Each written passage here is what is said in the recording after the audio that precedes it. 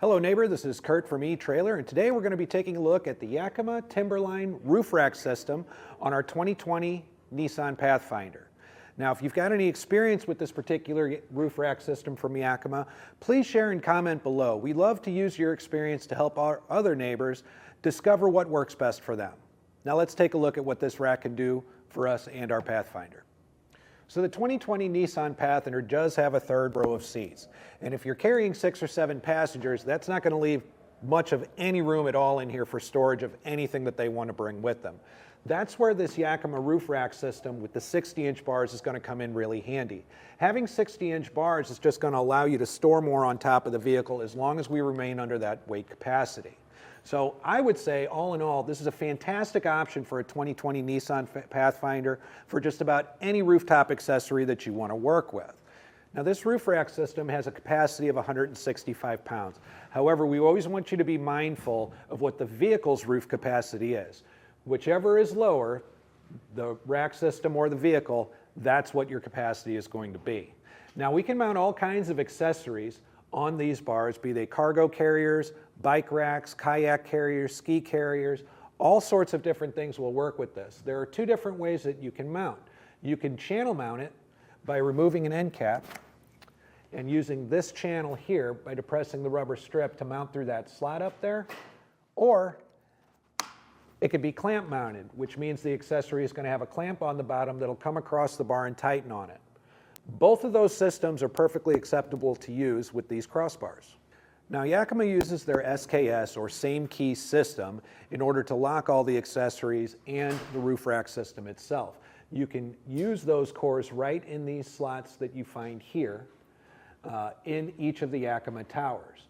That way you can use the same key system on any Yakima roof rack accessories that you get, be they, again, roof box cargo boxes, bike racks, anything of the sort. It just makes everything a lot more organized for you. Now let's take a look at some of the clearances that we're going to get with these 60-inch bars on our 2020 Nissan Pathfinder.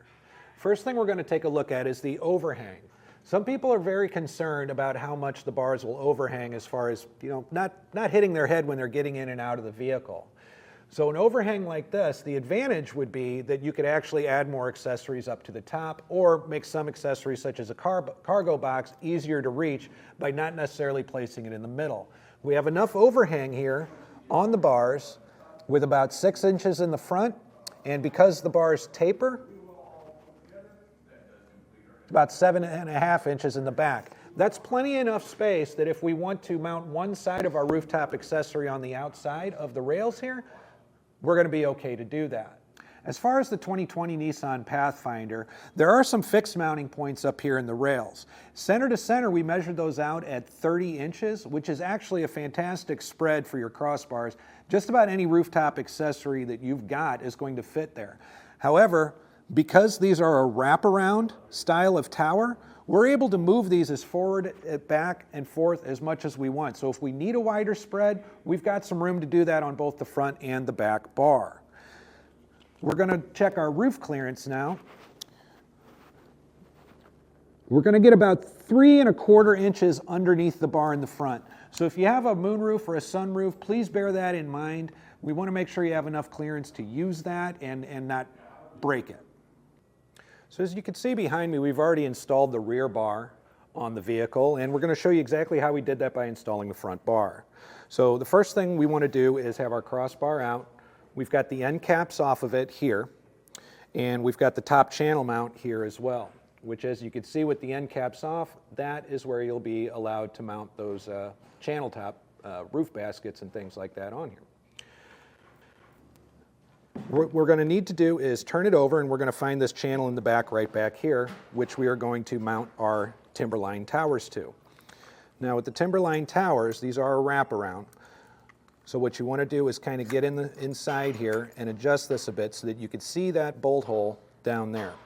That is going to allow this piece to be a bit more exposed and work in our channel.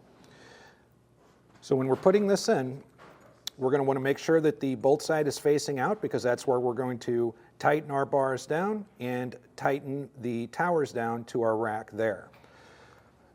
So we're going to use this piece here into the channel here on the underside. We're going to be able to slide that back and forth. If it feels a bit stuck to you, you could simply push that in, expose that bolt, and that should give you some more movement here. Now we're going to go ahead and put the end cap on.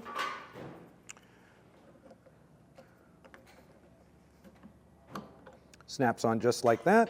And we're going to leave it loose for now because we want to be able to make sure we have adjustments on the top of the vehicle. We're just simply going to repeat this process on the other side of the bar before we take it to the roof. This may be easier with an extra set of hands, but it's not really so heavy and unmanageable that I wasn't able to get this done by myself.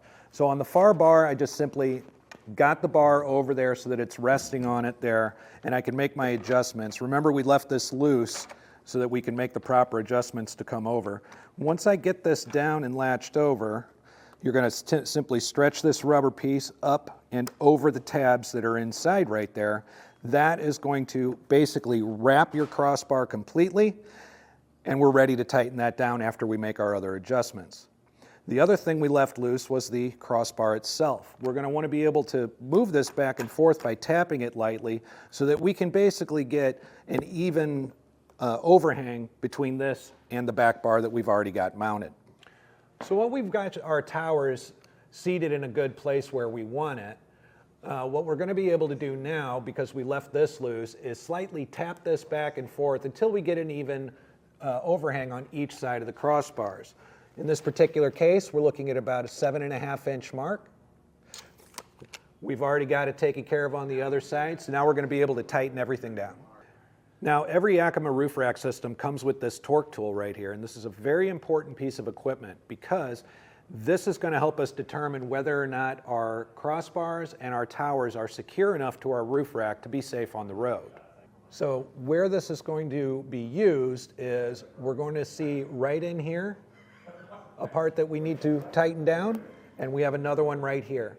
We're going to tighten down right in here first. This is going to secure the crossbar to the tower, and when we're using our tool, what will happen is once you get it tightened down enough, you're going to hear a pop sound.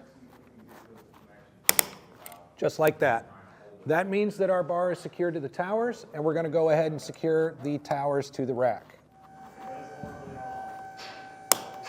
Next, we're going to be putting the covers on our towers, which is very easy to do. They simply snap right in,